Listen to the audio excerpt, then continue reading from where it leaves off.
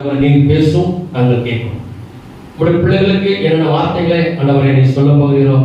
காதுள்ளவன் கேட்க கடவுள் சொன்னது போல எங்களுடைய கண்களையும் எங்களுடைய காதுகளையும் ஆண்டவரை திறக்கிறார்.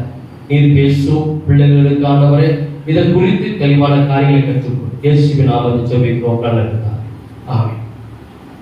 நாகும் தீர்க்கதரிசன புஸ்தகம் 2வது அதிகாரம் 1வது வசனம். நாகும் 2:1. சிதறடிக்கிறவன் உன் முகத்துக்கு முன்பதாக வருகிறான். அரணை காத்துக்கொள். உன் வழியை காவல் பண்ணு. அறையை கெட்டியாய் கட்டிக்கொள். உன் பலனை மிகவும் ஸ்திரப்படுத்து. போ. கர்த்தர் சொல்கிறார், சிதறடிக்கிறவன் உன் கண் முன் வருகிறான். நீ அதுக்கு செய்ய வேண்டிய காரியம் என்ன? உன் அரணை காத்துக்கொள். அரணை உன் வீடு, உன் வாசஸ்தலம், கோட்டை, மதில். அவன் எந்த வழியாய் வாரான்கிறதை பார்த்து அந்த வழியை காவல் வை. உன் அறை மனதின் அறையை கெட்டியாய் கட்டிக்கொள். இன்னும் உனக்குள் இருக்கிற பலன் சத்துவத்தை செய், பெருக பண்ணு. அல்லேலூயா. அப்போ நம்மளை தேடி, கர்த்தருடைய பிள்ளைகளை தேடி, விசுவாச பிள்ளைகளை தேடி யார் வரா? சிதறடிக்கிறவன். சத்துருக்கு என்ன பேரு? அவனுக்கு நிறைய நாமங்கள் இருக்கு. அவனுக்கு நிறைய பேர், அவன் நிறைய பேர் உள்ளவன். அதுல ஒண்ணு சிதறடிக்கிறவன். அவன் சிதறடிக்கிறது என்ன அர்த்தம்? சிதறல். சொல்லுங்க. பயனற்று போதல். இப்போ உங்க வீட்டுல ஒரு கண்ணாடினால செய்து வைக்கப்பட்ட ஒரு நல்ல ஒரு பொருள் நீங்க வாங்கிய டேபிள்ல வச்சிருக்கீங்க. கொஞ்சம் விலை கூடாது. அது என்னது? கண்ணாடி. நல்ல அழகா பார்த்து நீங்க வாங்கி பார்க்கும்போது கண்ணுக்கு கவர்ச்சியா இருக்கு. அது பார்க்கும்போது மனசுக்கு இன்பமா இருக்கு. இப்படிப்பட்ட ஒரு பொருளை நீங்க வச்சிருக்கீங்க. திடீர்னு தவறி டேபிள் விட்டு கீழே விழுந்துச்சு. அது செஞ்சோம் உடைச்சி சிதறி போயிடும். சிதறதான் உடஞ்சி செதறி போன பிறகு அது என்னது? பயனற்று போய் அது எங்க போயிடும்? வேஸ்ட், குப்பையில கொண்டு போட போயிடும். இதே மாதிரி நம்ம தேங்காய் வச்சிருக்கிறோம். தேங்காவை சமையலுக்கு சரியா முறைப்படி உடைச்சா யூஸ் பண்ணலாம். நீங்க தீர் தரையில ஓங்கி அடிச்சுன்னு அறிஞ்சிடும். அது சிதறி சின்ன பின்னமாய் ஓடி போகிறோம். இதே போல நம்மள அருமையாய் கர்த்தர் உண்டாக்கி, நம்மளை பலப்படுத்தி, நமக்கு அபிஷேகம் தந்து, நமக்கு ரட்சிப்பை தந்து, நமக்குள்ள அவர் ஒண்ணு சேர்த்து வச்சிருக்கிறார். ஆனா உங்களை சிதறடிக்கிறதுக்கு யார் வரா? சிதறடிக்கிற சாத்தான் வாரா. அதனால கர்த்தர் சொல்றார், உன் வழியை. அப்போ உன் வழியை காத்துக்கொள் என்று சொல்லும் போது அவன் ஒரே வழியில் தான் நினைச்சான். நீங்க போகிறதும் வருகிறதும் உங்க வீட்டுக்கு பாதை அவங்க கண்டுபிடிச்சிட்டான். இந்த வழியா தான் போறாங்க, இந்த வழியா தான் வராங்க. அவங்களுக்கு வேற வழி இல்ல. அப்ப இதே வழியாய் அவங்க வீட்டுக்கு எழுந்திடலாம், போய் விடலாம்னு சொல்லி அவன் நீங்க போன வழியே போறான். கர்த்தர் சொல்றான், வழியை காத்துக்கொள். உன் வழியை காவல் பண்ணு. காவல் எப்படி பண்ணணும்? வேலி போட்டு பாதுகாப்பு. அது கடைசியா பார்க்கலாம். அப்ப நம்ம வழியை காவல் பண்ணு.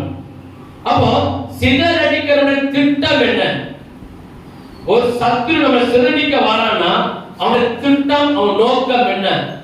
அவன் என்ன செய்வானா, பரலோக ராஜ்யத்துக்கு நாம் போக கூடாது என்று சொல்லி அவன் நம்ம என்ன செய்யறான்? சிதறடிக்கிறான். நம்ம இந்த இடத்துல செய்த தலைப்படிதான் சிதறடிக்கிறவன். அப்ப நம்மள என்ன செய்யணும்? தேவனுடைய ராஜ்யத்துக்குள்ள போக கூடாதபடிக்கு, அந்த பரலோக ராஜ்யத்துக்குள்ள நாம் பிரவேசிக்க கூடாதபடிக்கு, அந்த பரலோக ராஜ்யத்தை நாம் சுதந்திரிக்க கூடாதபடிக்கு, தேவன் இருக்கிற இடத்துக்கு நாம் போக கூடாதபடிக்கு நமக்காக ஒரு வாசஸ்தலத்தை உண்டு பண்ணி வச்சிருக்கிறார். இன்னொரு வாசஸ்தலம் கட்டிக்கொண்டே இருக்கிறது. அது பொன்மயமானது, தங்கத்தால் ஆனதுன்னு சொல்லி நம்ம வெளிப்பாட்டுல பார்க்கிறோம். இப்படி அருமையான ஒரு பட்டணத்தை கர்த்தர் நமக்கு ஆயத்தம் பண்ணி வச்சிருக்கிறார். அதுக்குள்ள போக கூடாதபடிக்கு நினைச்சான். ஏன்னா அவன் போற இடம் எங்க? சத்தம் சொல்லுங்க. அவனுக்கு ஒரு நாள் கண்டிப்பா அவனுக்கு நரகம் நேர்க்கப்பட்டாச்சு. உங்களுக்கு எனக்கு நரகம் கிடையாது. ஆனா அந்த சிதறடிக்கிறவன் பேச்சை கேட்டு நாம் அவன் பின்னாடி போன நமக்கு சேர்ந்து வந்துடும். நரகம் யாருக்காக உருவாக்கப்பட்டது? பிசாசுக்காக உருவாக்கப்பட்டது. உங்களுக்காக நரகம் உருவாக்கப்படவே இல்லை, பிசாசுக்காக உண்டாக்கப்பட்டது. இன்னும் நிறைய தூதர்களை, இன்னும் நிறைய தூதர்கள் அல்ல, நிறைய பிசாசுகளை, விழுந்து போன தூதர்களை கர்த்தர் சங்கிலினால கட்டி வச்சிருக்கிறாராம். எங்க? இப்பவே பிசாசு தொல்லை நமக்கு என்ன செய்யல, சத்தம் சொல்லுங்க, தாங்க முடியல. இன்னும் இப்ப இருக்கிற பிசாசை காட்டிலும் இன்னும் வல்லமையான பிசாஸ், அதிக பவர் நிறைந்த பிசாச கர்த்தர் நினைச்சுக்கிறாராம். அவர் கெட்டி பாதாள சங்கிலினால உள்ள வச்சிருக்கிறார், கலந்து போட்டு. அது ஒரு நாள் திறந்து விடுவார். எப்போ? கடைசி உபத்திரத்தின் காலத்துல. அப்போ நம்மளால தாக்கு பிடிக்கும். இப்பவே நம்மளால முடியல. இப்போ நம்மள என்ன செய்யணும்? அது போக இரண்டாவது ஒரு காரியம் என்ன செய்வோம்னா, இந்த பூமியில நம்மள சந்தோஷமாய் ஆசீர்வாதமாய் வாழ விட மாட்டான். அவன் வேலை என்னது? அவன் நம்ம சிதறடிக்கணும். நம்ம சந்தோஷத்தை, சமாதானத்தை, பிள்ளைகள் ஆசீர்வாதமாய் வாங்க, ஒற்றுமை, இப்படி அநேக காரியங்களை நம்மளை விட்டு வெளிச்சலாம் சிதறடிக்கிறான். நம்ம வீட்டுல சந்தோஷம் இருக்காது, சமாதானம் இருக்காது, பூமியில ஒரு ஆசீர்வாதத்தை நம்மளால பெற்றுக்கொள்ள முடியாது. அவன் அதை உடைச்சு உடைச்சு உங்களை நெஞ்சிருவான், சிதறடிச்சு. இரண்டாவது, நல்ல சிந்தனையை நமக்கு தரவிட மாட்டான். ஒரு தெய்வீக சிந்தனை, நல்ல ஒரு ஆசீர்வாதமான சிந்தனை, பரலோகத்துக்கு சிந்தனை, ஒரு நல்ல சிந்தனை நமக்கு தர மாட்டான். சிந்தனை வெடிச்சுவான், சிதறடிப்பான். முதல்ல சத்துருவுக்கு உங்களை தொடரனா முதல் வேலை உங்க மைண்ட உடைச்சிருவான். மண்டையில எத? மைண்ட், மூளை. உங்க சிந்தனையை உடைச்சியா நீங்க உங்க சரீரம் ஆட்டோமேட்டிக்கா ஆஃப் ஆயிடும். அவன் திட்டத்துக்கு அப்படியே உடன்பட்டு நம்ம போயிடுவோம். அவன் முதல் வேலையே உங்களுடைய சிந்தனையை அவன் சிதறடிக்கிறவன். நல்ல சிந்தனை நமக்கு ஆசையா இருக்கும், நல்ல சிந்தனை வரும், ஆனா அது செயல்படுத்த விட மாட்டான். அப்போ இந்த சிதறிக்கிறவன் முதல்ல ஒரு 4 இடத்துல சிதறடிப்பான். எங்க ஆரம்பிச்சு? முதல்ல என்ன சொன்ன? பரலோக ராஜ்யத்துக்குள் போக விட வேண்டாம், பூமியில சந்தோஷமாய் வாழ விட வேண்டாம். அதுக்கு பிறகு ஒரு நல்ல சிந்தனையோட நம்மள செயல்பட விட மாட்டான். இப்போ அவன் பூமியில அவன் தேசத்தை என்ன செய்வான்? சிதறடிப்பான். தேசத்துல ஒரு மனதை இருக்க விட மாட்டான். தேசத்துக்கு தேசம் யுத்தம், சண்டை. நம்ம தேசத்துல மாநிலத்துக்கு மாநிலத்துக்கு சண்டை, இதெல்லாம் சிதறடிக்கிறது. இப்ப பாருங்க, மத்திய எல்லா தேசத்திலையும் வச்சுக்கொள்வாங்க. எல்லா தேசத்திலையும் கவனித்து பாருங்க, மேல ஆளுமை மத்திய கவர்மெண்ட் ஆளுகை போடுகிற சட்டத்தை கீழே இருக்கிற மாநில கவர்மெண்ட் என்ன செய்யாது? எதனால சிதற வருது? அரசியல் கட்சி, என் கட்சி ஜெயிச்சிருக்கு, இந்த மாநிலத்தில் என் கட்சி என்ன ஜெயிக்கல, அதனால உங்க மாநிலத்துக்கு என்ன செய்ய முடியாது, சில நல்ல திட்டங்களை தர முடியாது. இங்க இருக்கிற கவர்மெண்ட் அந்த கவர்மெண்ட் என்ன செய்யாது, சரியானபடி செவி சாய்க்காது. இப்படி எல்லா மாநிலத்திலையும் அவன் அவனோட ஆளுகையை தந்து, பிசாசானவன் ஆளுகை தந்து தேசத்தை செய்யறான், சிதறடிக்கிறான், ஒருமையை கெடுக்கிறான். ஒரு மெயினா பிசாசுக்கு வேலையா ஒரு மனத்தை உடைச்சிடும். இரண்டாவது பாத்தீங்கன்னா வீடுகளோட உறவு. நம்ம வீட்டுக்குள்ள அண்ணன் தம்பி இருக்கிறோம், அண்ணன் தம்பி அக்கா தங்கச்சி பாட்டி சித்தப்பா பெரியப்பன்னு சொல்லி ரத்த உறவு இருக்கும். அவனுக்கு என்ன வேலைன்னா நல்ல ஒரு குடும்பத்துக்குள்ள போய் குடும்பத்தை உடைச்சிருவான், சத்தம் சொல்லுங்க, சிதறடிச்சு போட்டுருவான். ஒரு மனதா இருக்க விட மாட்டான், ஒற்றுமையா இருக்க விட மாட்டான். அதே போல வேலை செய்கிற ஸ்தலங்களில நம்ம வேலைக்கு போறோம்னா வேலை செய்கிற ஸ்தலங்களில கத்தோலிக்க பிள்ளைகளுக்கு விரோதமாய் அங்க ஒரு கூட்டத்தை நினைச்சுவான், அங்க உண்டாக்குவான். அவன் உண்டாக்கி அதை நினைச்சணும், அதை உடைச்சி, அந்த திட்டத்தை உடைச்சி மக்களை சிதறடிக்கணும். இரண்டாவது தொழில், பெரிய பெரிய தொழிற்சாலைகளில் பார்த்த போனோம், உள்ளுக்குள்ள ஏகப்பட்ட பிரிவினைகள் இருக்கு, நமக்கு தெரியாது. அவன் யாரா சிதறடிச்சு அந்த தொழில் நினைச்சிடும். நல்லா கவனிக்கணுங்க. இப்போ தொழில சிதறடிச்சா தொழில் நாசமா போயிடும். நீங்க வேலை செய்யும் ஸ்தலங்கள்ல உங்களுக்கு எதிராக கூட்டம் வந்து அவங்க ஒற்றுமை கொடைச்சா உங்களுடைய செயல்பாடு அப்படியே ஆஃப் ஆயிடும். வீடுகளில் குடும்ப உறவை சிதறடிச்சா சொந்த பந்தம் உறவு இல்லாமல் நீனும் இல்ல நானும் இல்ல. இது சிதறடிக்கிறோட வேலை. இனி கூட பிறந்த அக்கா தங்கச்சி அண்ணன் தம்பியா ஒவ்வொருத்தரும் கேட்கிற கேள்விகளை நம்ம பார்க்கிறோம். இன்னைக்கு அப்படி ஒரு துணிகரமான பேச வேண்டிய காலத்துக்குள்ள ஒரே தாய் வயிற்றுல பிறந்த பிள்ளைகளையே இன்னைக்கு பேச வேண்டிய காலத்துல வந்துட்டு காரணம் இந்த சிதறடிக்கிறங்கிற பிசாஸ் நம்ம சிந்தனை கெட்டதுனால, அந்த பிசாசானவன் நம்ம மைண்ட் அவன் கெட்டதுனால தான் நம்மளால அதை பத்தி யோசிக்க முடியல, அதை பத்தி நமக்கு தெளிவு இல்லை. இப்படி இருக்கும்போது மத்தேயு 18ஆம் அதிகாரம் 20ஆம் வசனம். மத்தேயு சுவிசேஷம் 18:20. ஏனெனில் 2 பேராவது 3 பேராவது என் நாமத்தினாலே எங்கே கூடியிருக்கிறார்களோ அங்கே அவர்கள் நடுவிலே இருக்கிறேன் என்றார். இப்போ 2 பேரோ 3 பேரோ என் நாமத்தினாலே எங்கே கூடியிருக்கிறார்களோ அப்படின்னா யாரு? இயேசுவை அறிந்த பிள்ளைகள், சத்தியத்தை ஏற்றுக்கொண்டு இயேசுவின் நாமத்தை சொல்லிக்கொண்டு இயேசுவோடு வாழ்கிற ஒரு குடும்பம். 2 பேரோ 3 பேரோ என் நாமத்தினாலே எங்கே கூட கர்த்தர் அங்கே இருக்கிறேன்னு சொல்றார். ஆனா அந்த சிதற அடிக்கிறவன் என்ன செய்யறானா, அந்த 2 பேரும் 3 பேரும் கூடி இருக்கிற சிதறடிக்கிறதுக்காக வாரம். அதான் ஆண்டவர் சொல்றார், நீ வழியை செய், காத்து உன் அரணை காவல். இதெல்லாம் நமக்கு என்ன, நமக்கு தெரியல. இன்னைக்கு வசனத்தை ஈஸியா வாசிட்டு நம்ம போயிடலாம். அப்படி இல்ல. அவன் யார், எப்படி வீட்டுல எந்த வாசல் வாரான், யார் மூலம் வாரான், எப்படி வாரான், இன்னும் உங்களுக்கு சிதறடிக்கிறது குறித்து இன்னும் ஒரு தெளிவான ஒரு காரியத்தை சொல்றேன். இப்போ ஒரு கோழி இருக்குது, ஒரு 10-15 குஞ்சு நம்ம திறந்து விட்டோம்னா போய் மேய்ஞ்சு கொண்டு இருக்குது. இப்போ திடீர்னு ஒரு கண்ண பறந்து அப்படியே பக்கத்துல போகுது. அந்த கோழிக்கு தெரியும்,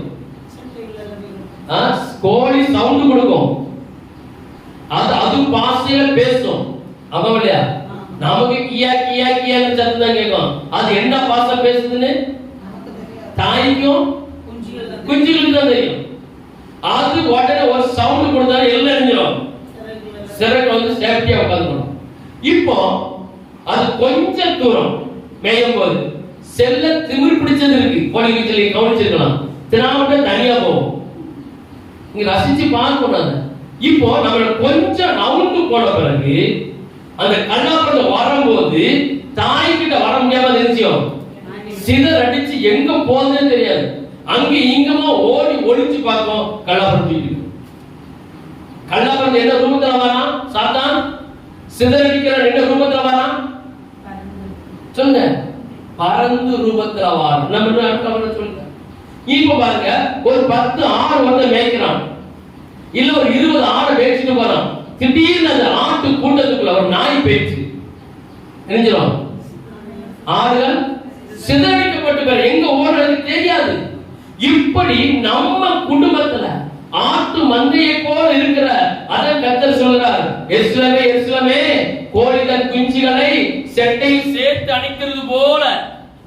நான் உங்களுக்கு எத்தனை நேரமோ நினைச்சேன், எதுக்கு சிதறடிக்கிற வருகிறான், நீ தப்பித்துக்கொள். அவர் சொல்றார், எத்தனை நேரம் என்கிட்டவா சிதறடிக்கிறவனை கண்டுபிடித்து கொண்டு இருக்கிறான். நம்ம ரொம்ப எச்சரிக்கையா இருக்கணும். அப்ப ஒண்ணு பாருங்க, இப்ப உலக பிரகாரம் பண்ணி பாருங்களேன். இப்ப அது கிராம தத்துவம் தெரியும், சரிதான் சொல்லலாமே. கிராம தத்துவம் தெரியும். கிராம தத்துல உட்கார்ந்து தெரிஞ்சாங்க 10 பேர் உட்கார்ந்து சீட்டு விளையாடிட்டு இருப்பாங்க. நேர போக்காக என்ன சொல்ல 10 பேர் 15 பேர் உட்கார்ந்து ரவுண்டா சீட்டு விளையாடிட்டு இருப்பாங்க. அப்போ திடீர்னு இதை கேள்விப்பட்டு போலீஸுக்கு ஒருத்தர் தகவல் கொடுத்துருவான், இந்த இடத்துல இருக்கிறாங்க. அவங்க நேர போக்கு விளையாடுவாங்க. ஆனா போலீஸுக்கு என்ன தகவல் போகும்? இவங்க பணம் வச்சு சூதாடுறாங்கன்னு சொல்லி ஒரு நிச்சயம் ஒரு தகவல் போகும். இப்ப திடீர்னு அவங்க அதை கவனிக்க மாட்டாங்க. அவங்க வந்து என்ன செஞ்சாங்கன்னா, அந்த விளையாட்டோட மும்மரத்துல இந்த ரசனை ரொம்ப ஆர்வம் தெரிஞ்சுவாங்க. விளையாண்டு இருக்கும்போது அங்க ஒரு போலீஸ்காரர் வருவார், தகவல் கொடுத்து. விளையாட்டு சிதறடிச்சு ஓடுறது நீங்க நினைச்சணும் பார்த்தா தெரியும். இருக்கிற காசெல்லாம் போட்டு ஓடிடுவான். சிதறடிச்சு ஓடுவான் பாருங்க. யாருக்கு பயந்து? போலீஸுக்கு பயந்து ஓடுறாங்க. பிடிச்சிட்டு போனா அது வேற சம்பவம், நமக்கு வேண்டாம். இப்படி பல ரூபங்களில இப்போ முதல்ல யார் சிதறடிக்கப்பட்டானா? ஆதாம் ஏவாள் ஒரு நல்ல ஒரு குடும்பம், நல்ல அருமையா தேவனுடைய சாயலாலும் தேவனுடைய அவர் நோக்கத்தின்படியும் அவர் சித்தத்தின்படியும் கையால மண்ணால பிசைந்து கர்த்தர் என்ன குடும்பத்தை நல்லா சிருஷ்டித்து நல்ல ஒரு ஏதேன் தோட்டத்தை, நல்ல வளமான ஒரு தேசம், நல்ல ஆறுகள் ஓடுகிற தேசம். ஒவ்வொரு ஆறுகள் என்ன இருக்கு? ஒவ்வொரு ஆறுகளிலும் விலை மதிக்க முடியாத சொத்து இருக்குது, நல்ல கனிகள் உள்ளது. எப்பவும் உங்க ஊர் இருக்கிற மாதிரி எப்பவும் எப்படி இருக்கு? ஒரே குளிர்ச்சி, அப்பப்ப லேசா மழை, அப்ப நல்ல மரங்கள் எல்லாம் இருக்கிற மாதிரி அமைதலா தேசம் நல்லா கர்த்தர் கொடுத்தார்.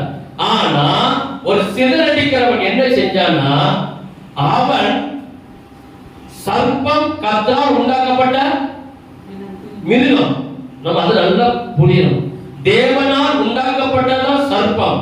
அந்த சிதறடிக்கிறவன் அந்த தோட்டத்துக்குள்ள போகணும்னா இந்த மாதிரி ஒரு மிருகத்தை பயன்படுத்தி அவன் அதுக்குள்ள உட்கார்ந்து தான் செய்வான், உள்ள போனோம்.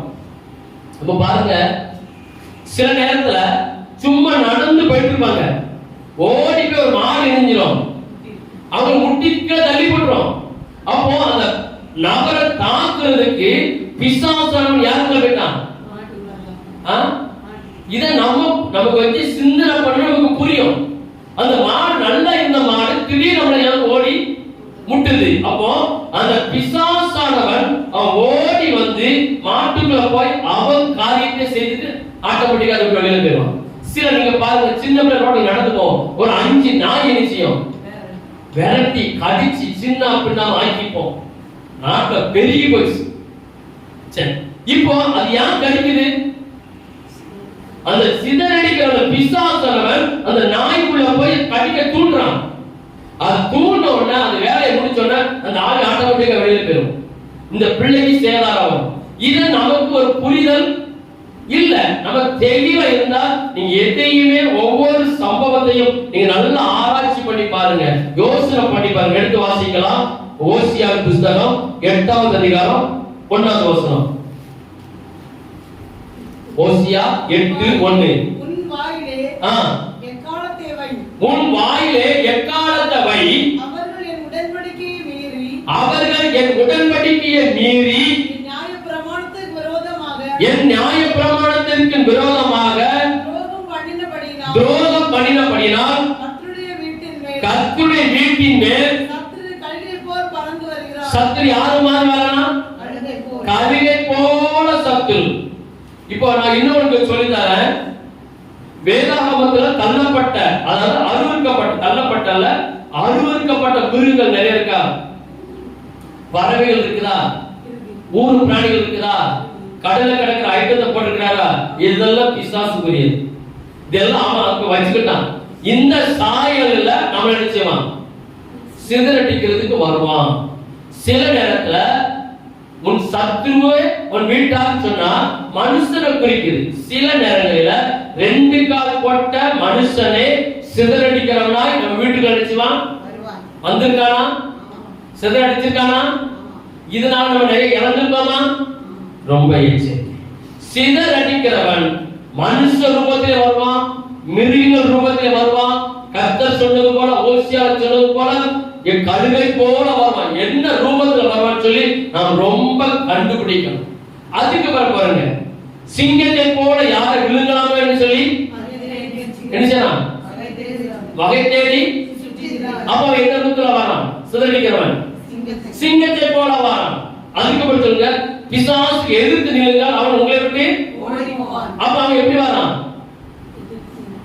எதிர்த்து நில்லுங்கள், அவன் உங்களை விட்டு ஓடி போவான். அப்ப அவனுக்கு என்ன இருக்கு? அவனுக்கு என்ன இருக்கு? அப்ப அவனுக்கு என்ன ரூபம்? எப்படி வாரான்? சிதறடி. ஒழுங்கா கவனிக்கணும். அடுத்த பாயிண்ட்க்கு வரணும், அடுத்த பாயிண்ட்க்கு வரணும். முதல்ல நிக்க கூடாது. நம்ம சிங்கத்தை பார்த்து முடிச்சாச்சு, இப்ப எதை பார்க்கலாம்? உங்களை விட்டு எதிர்த்து நில்லுங்க, அவன் உங்களை விட்டு ஓடி போ. அவனுக்கு என்ன இருக்கு? கால் இருக்கு. அவன் யாரு? மனுஷன்.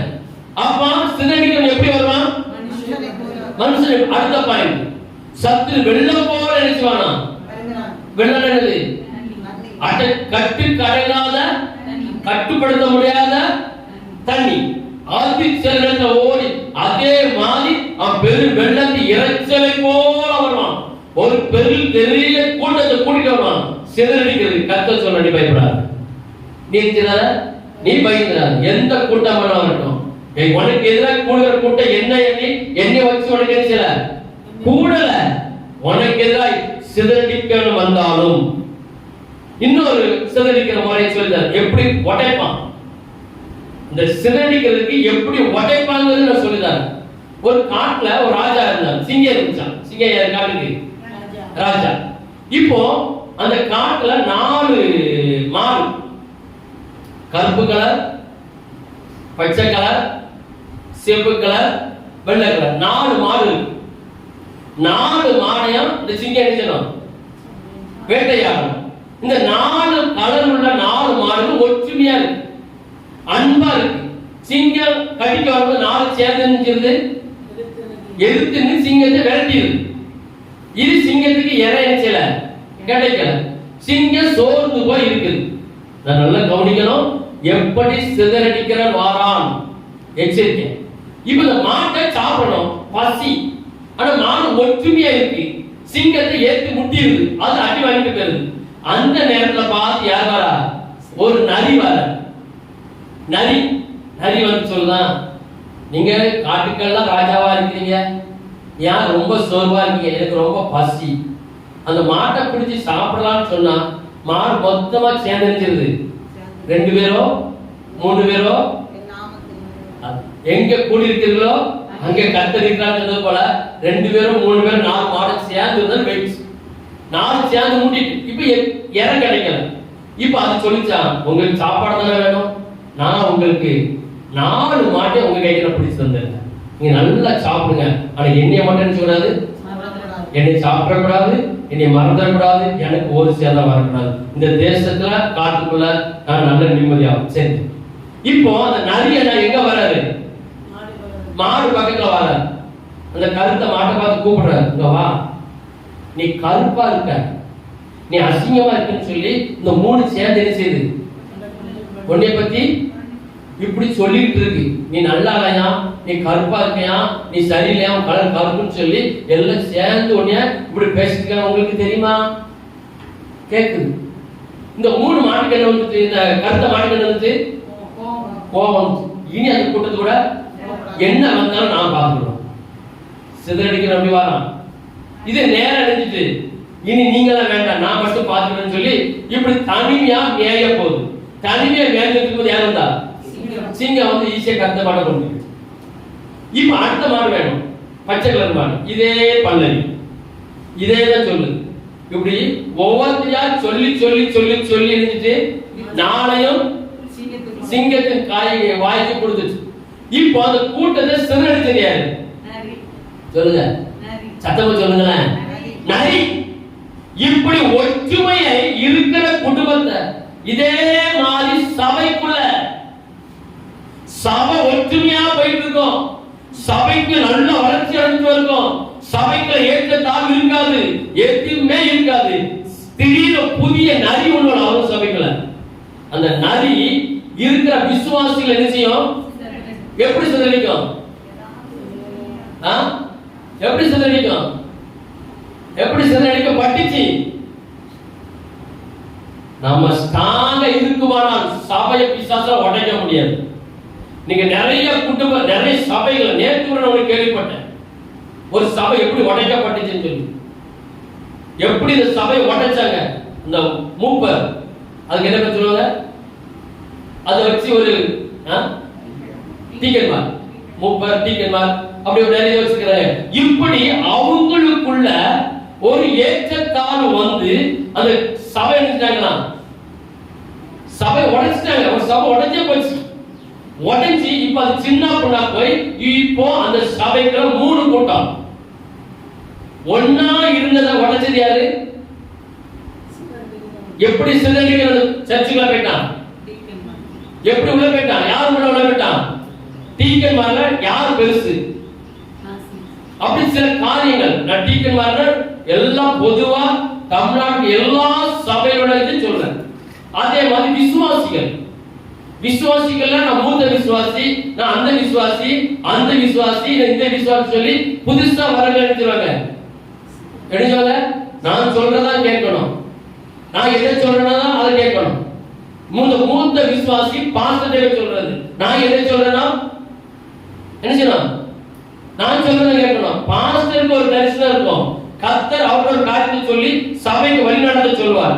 ஆனா ரெண்டு விசுவாசிகள் உண்டு, முத்திர முருங்கக்காய் ஒண்ணு, ஊசன கருவாடு. சபையை நாசமாக்கி போட்டோம். முத்திர முருங்கக்காய் என்னது?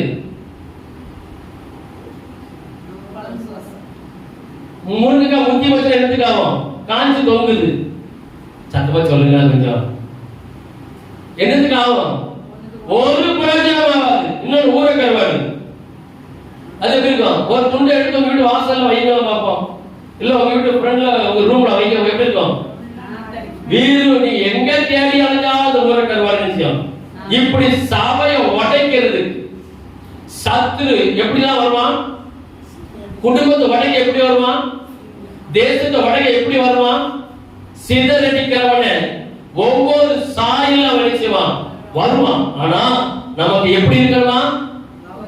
உன் வழியை காவல் பண்ணு.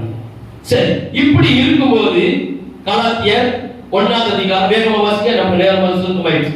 கலாத்தியர் 1ஆம் அதிகாரம் 6ஆவது வசனம் முதல் 10ஆவது வசனம் வரைக்கும். உங்களை கிறிஸ்துவின் கிருபையினாலே அழைத்தவரை நல்ல கவனிகள், மீண்டும் நல்லா வாசிங்க. உங்களை கிறிஸ்துவின் இயேசுவின் கிருபையினாலே அழைத்தவரை இவ்வளவு சீக்கிரமாய் விட்டு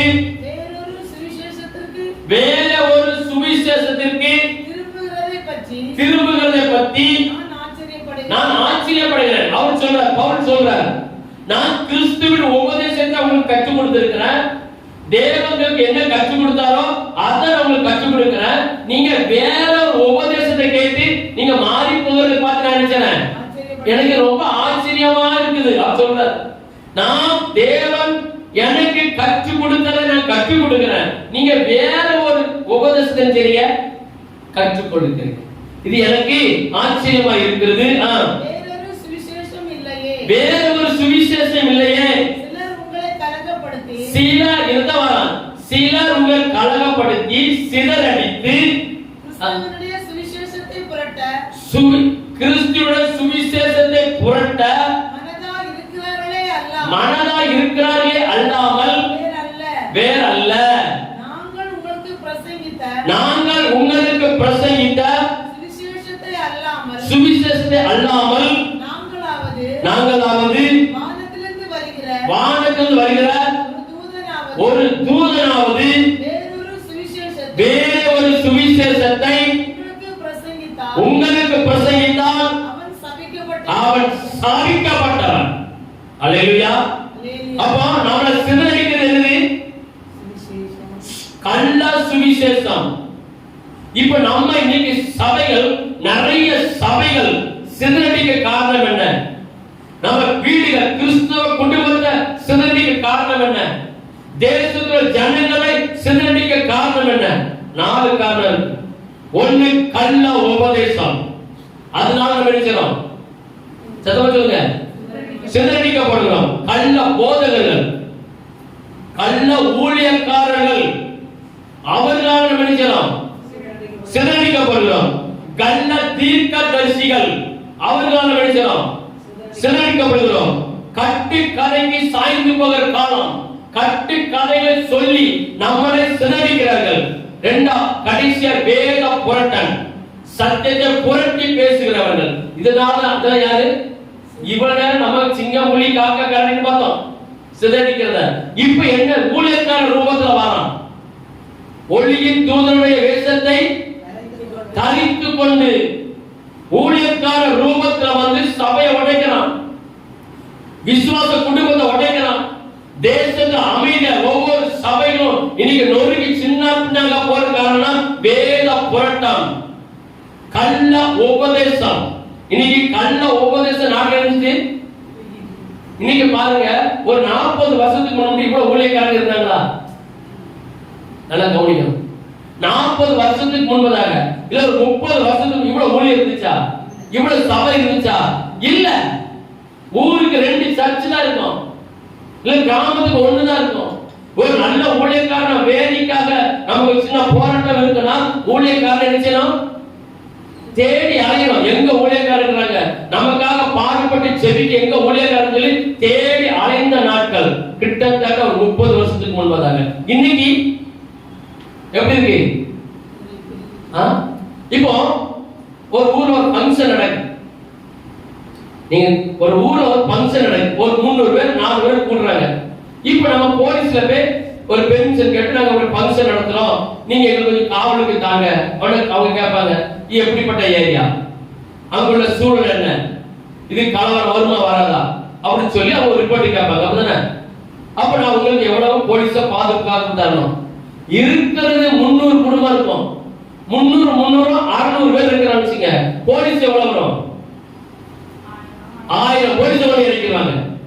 அப்போ அந்த ஃபங்க்ஷன் நடத்துறவங்க காட்டிலும் பெட்டர் இருக்கு. இதே மாதிரி விசுவாசியை காட்டிலும் யார் பெருகி போனா? யார் பெருகி போனா? ஊழியக்காரர் கூட்டம் பெருகி போய் கள்ள உபதேசம், கள்ள புரட்டு, கள்ள தீர்க்க தரிசனங்கள், கட்டு கதைகளை சொல்லி வேதத்தை புரட்டுகிறார்கள். அது நமக்கு கேட்க எப்படி இருக்கு? கேட்க இருக்கு, இனிமையா இருக்கு.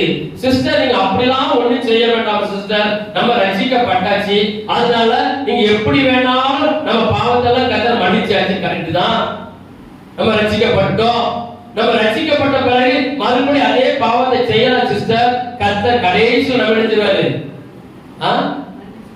அந்த பரலோகத்துக்கு போற வாசல் வரைக்கும் நம்ம போயிடலாம். அந்த பரலோகத்துக்கு போற வாசல் வரைக்கும் போய் ஐயா தெரியாம செஞ்சிட்டேன், எப்படி அந்த வீட்டுக்கு கொண்டு போயிருக்குன்னு சொல்லி அந்த நேரத்தில் நம்ம நினைச்சிடலாம். தப்பித்து கொள்ளாமல் சொல்லுகிற உபதேசங்கள் வந்துட்டு போக முடியுமாங்க? எக்கால சத்தம் நமக்கு பூமியில கேட்குமா? கேட்டாதான் போக முடியும். நம்ம பேர் ஜீவ புஸ்தகம் இருந்தாதான் போக முடியும். அது இல்லாம இன்னைக்கு கட்டு கதைகள். நான் ஒண்ணே மட்டும் சொல்றேன். கடந்த நாட்களில ஒரு வீட்டுக்கு ஒரு ஊழியக்காரர் போயிருக்கிறார். அந்த வீட்டுல போய் உங்க வீட்டுல அது இருக்கு, இது இருக்கு, அப்படி இருக்கு, இப்படி இருக்கு, எல்லாத்தையும் சொல்லியிருக்கிறார். இவங்க யாருக்குன்னே அந்த வீட்டுக்கார ஊழியக்காரர் வீட்டுக்குள்ள ஏத்த வேண்டாம், வீட்டுக்குள்ள ஏத்தக்கூடாது, வேண்டாம் வேண்டாம் சொல்லத்தக்கன நினைச்சிட்டாங்க. வேண்டாம் வேண்டாம் சொல்லத்தக்கன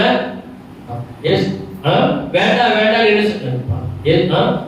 வேண்டாம் என்று சொல்லத்தக்கன வேண்டாம் வேண்டாம் என்று சொல்லத்தக்கன அவரு கண்டிப்பா நான் வருவேன், கண்டிப்பா வருவேன், கண்டிப்பா வருவேன் சொல்லி வலுக்கட்டாயமா அந்த வீட்டுக்குள்ள போயிட்டார். இவங்களுக்கு விருப்பம் இல்லை. இப்போ நான் அதை கண்டேன், இதை கண்டேன் அப்படின்னு சொல்லிட்டேன். சரி, இப்ப என்ன செய்யறாங்க? ஒரு பிடி உப்பு வாங்கி வைங்க, ஒரு பிடி உப்பு நான் பிரேயர் பண்ணி தருவேன். அந்த உப்பு என்ன செய்யணும்? உங்க வீட்டுல ஃபுல்லா தெளிக்கணும். அப்படியே அப்படியே எடுத்துருங்க, செதறி போட்டுருங்க. உங்க வீட்டுல இருக்க மந்திரம், மாந்திரிகம், சூனியம் கவனிக்கணும். சூனியம், செய்வன, குட்டி சாத்தான், ஏவல், அந்த இருள் எல்லாம் அது அழிஞ்சு போயிடும். அதுக்கு பிறகு கடல் தண்ணியை நீங்க நினைச்சணும். யார் சொல்றா? கடல் தண்ணியை ஊழியக்காரர் சொல்றாரு. கடல் தண்ணியை மோந்துட்டு வாங்க. அதை வீட்டை சுத்தி நினைச்சணும். தெளிக்கும் போது இந்த கட்டுகளா உடஞ்சிடும். இப்ப உடனே அவங்களுக்கு இது திருப்தி இல்ல, இதுல புதுமையான ஒரு உபதேசமா இருக்க, இது கேள்விப்படாத உபதேசமா இருக்கேன்னு சொல்லிட்டு ஏன்டா கேட்டாங்க. நான் சொன்னேன், நமக்கு கொடுக்கப்பட்டது இயேசுவின் நாமம், இயேசுவின் ரத்தம், இயேசுவின் நாமம் தான் நமக்கு விடுதலையாக்கும். இயேசுவை தவிர நம்ம எதையும் ஏற்றுக்கொள்ளக்கூடாது. நமக்காக தான் சர்வ அங்கத்தை கொடுத்து உடைச்சி ரத்தத்தை சிந்தி நம்ம மீட்டு வச்சிருக்கிறார். இயேசுவின் ரத்தத்தினாலும் ஆட்டுக்குட்டி ரத்தத்தினாலும் தங்கள் சாட்சியின் வசனத்தினாலும் சத்துருவை ஜெயித்தீர்கள். அப்ப நமக்கு கொடுக்கப்பட்டது என்னது? இயேசுவின் நாமம், இயேசுவின் ரத்தம். எப்படி இருக்கு? நான் அதுக்கு சில உபதேசத்தை கொடுத்த தப்பு, நீ ஏற்றுக்கொண்டாலும் சரி, எப்படி தப்பு அவங்க ஏற்றுக்கொள்ளல. இப்ப அவங்க நான் உடனே சில காரியங்களை இத பத்தி ஆராய்ச்சி பண்ணி பாருங்க. இந்த யார் ஊழியக்காரர் இப்படி சொல்றாரு, அந்த உப்புல என்ன இருக்கு அப்படின்னு சொல்லி சில காரியங்களை ஆராய்ச்சி பண்ணி பார்க்கும்போது, அதாவது விக்கிரக ஆராதனைக்காரர்கள் அவங்களுக்கு ஒரு ஐதீகம் இருக்குது. அதுல உப்புல நிறைய சக்தி இருக்குதான். நிறைய சக்தி இருக்கும்போது அந்த உப்பை வீட்டுல கொண்டு நம்ம வச்சுட்டோம்னா இங்க இருக்கிற எல்லா தீய சக்திகளையும், உங்க வீட்டுல இருக்கிற எல்லா பில்லி சுனி ஆவிகளையும், மாந்திரிக ஆவிகளையும், குட்டி சாத்தானையும், ஏவலையும், பில்லி சுனியையும், பிசாசு நடமாட்டங்களை எல்லாம் அந்த உப்பு இழுத்து எங்க வச்சுக்கணுமா, அதுக்குள்ள இழுத்து வச்சுக்கணுமா. அதுக்கு அவ்வளவு சக்தி இருக்குன்னு சொல்லி விக்கிரக ஆராதனைக்காரன் சொல்லி வச்சிருக்கான். அப்ப இவரு எங்க படிச்சாரு? எங்க படிச்சாரு? அப்ப இவருக்கு நம்ம வீட்டை எப்படி சிதறடிக்க எப்படி வாராம்? சத்தம் சொல்லுங்க. ஊழியக்காரன் எப்படி வாராம்? கள்ள உபதேசம், வேத புரட்டன், கள்ள தீர்க்கதரிசி, இப்படி நீங்க நிறைய காரியங்களை சொல்லி கொடுக்கிறார்கள். இயேசு காணாமல் கல்யாண வீட்டுல தண்ணீரை ரசமாய் மாத்தினது உண்மை. இப்ப நம்ம அந்த தண்ணீரை விசுவாசத்தினால, ஆண்டவரே இது உங்க ரத்தமா மாறட்டும் சொன்னா அது விசுவாசத்தின் ஆவியான உள்ள போய்வார். இதை நம்ம குடிக்கும் போது என்ன செய்யும்? நமக்கு அது நமக்கு கற்றுக் கொடுத்திருக்காரு. வேதத்துல சாட்சியா சொல்லப்பட்டிருக்கு. இதை நம்ம செய்யலாம். அதே மாதிரி தண்ணீரை ஜெபம் பண்ணி ஆண்டவர் ரத்தமாய் மாறட்டும் சொல்லி நீங்க விசுவாசத்தோட தெளிக்கும் போது அந்த ரத்தம் நம்ம கண்ணுக்கு தெரியாது, அந்த வல்லமை அதுக்குள்ள இறங்கும். நம்ம ஜெபம் பண்ணி கொடுக்கிறோம். அந்த இலவசத்தை வந்துட்டாங்க பயங்கர கட்டு ஜெபம் பண்ணி ஒரு மடங்கு தான் ஆண்டவரை தண்ணீரை ஒரு அக்னியா மாற்றி வயிற்றுகள் கடக்கிற அசுத்தங்கள் வெளியேறதுன்னு சொல்லி அந்த அதிகாரத்தை உள்ள செலுத்திட்டு 2 மடத்தை குடிச்சாங்க. கட்ட கட்டாக வந்துச்சு. என்ன வந்துச்சு? உள்ள இருக்கிற மந்திர ஆவிகள் வெளியே வருது. இது என்னது? கர்த்தர் நமக்கு கற்றுக் கொடுக்கிறது. இந்த உப்பையும் கடல் தண்ணியை வச்சுட்டு நீ அதை செய் இதை செய்கிறது கள்ள புரட்டன். இன்னைக்கு நிறைய பெருகிட்டாங்க. இது நிறைய காரியங்கள் சொல்லலாம், நிறைய காரியங்கள் சொல்லலாம், இன்னும் நிறைய இருக்குது. ஆனாலும் நம்ம எப்படி இருக்கணும்? நம்ம ரொம்ப தெளிவா இருக்கணும். கடைசியா நம்ம பார்க்கலாம். அப்போ இதுல இருந்து நம்ம எப்படி தப்பித்துக் கொள்ள வேண்டும்? இதுல இருந்து நம்ம எப்படி தப்பித்துக் கொள்ள வேண்டும்? எடுத்து வாசிங்க. எபேசியர் 6வது அதிகாரம் 10வது வசனம்.